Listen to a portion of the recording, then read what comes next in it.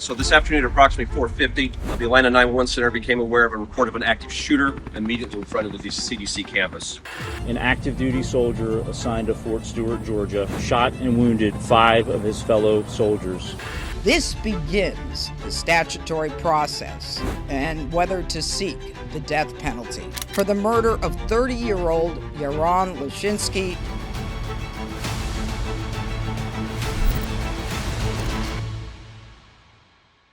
So this afternoon at approximately 4:50, the Atlanta 911 Center became aware of a report of an active shooter that was occurring at 1600 Clifton Road.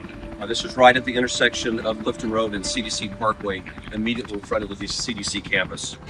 Officers arriving found a critically injured DeKalb County police officer that was down. He was immediately extracted from the scene and taken to Grady Memorial Hospital. Officers could still hear gunfire occurring inside the CVS. So officers moved quickly to attempt to find the shooter and to neutralize the threat. We later found the shooter on the second floor of the CVS. He had been struck by gunfire. We do not know at this time whether that was from officers or self-inflicted. He was removed from the location by Atlanta Fire Rescue to render aid. He did pass at the scene. We also know that the CDC campus did receive multiple rounds into their buildings. Right now, as the mayor stated, we are not aware of any injury.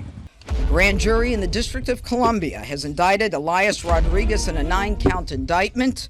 Free Palestine! Free Palestine!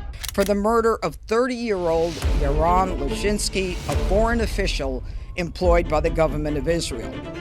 Counts 2 and 3 are hate crimes resulting in death.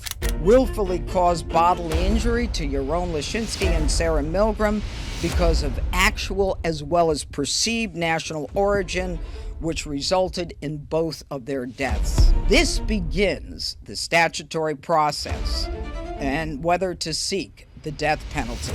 Violence against anyone in this district will not be tolerated. Shortly before 11 o'clock, an active duty soldier assigned to Fort Stewart, Georgia, shot and wounded 5 of his fellow soldiers. Thankfully, all are in stable condition and all are expected to recover.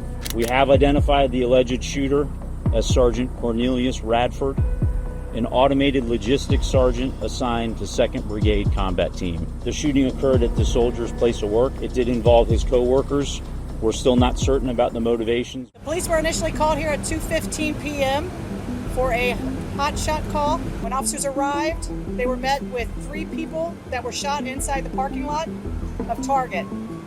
The suspect fled the scene, stole a car from the scene, took that car, wrecked that car, then hijacked another car.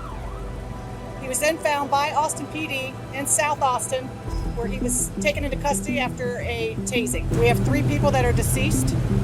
This is a very sad day for Austin. It's a very sad day for us all. It's a good day.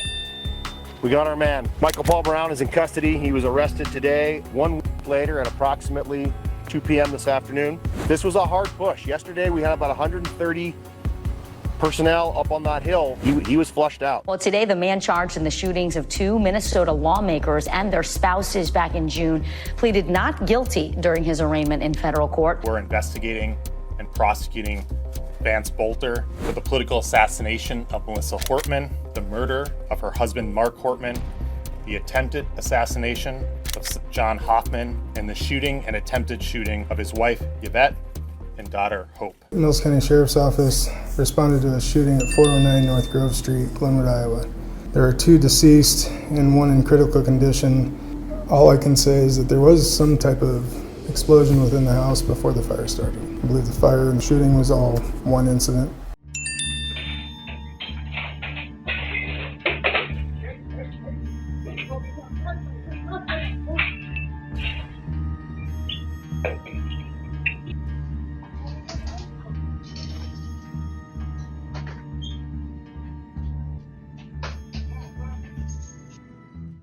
This is where it really gets very dangerous. Again, you mentioned that, we can see a car kind of approaching, stopping. I mean, coming very close to that car on the right-hand side there.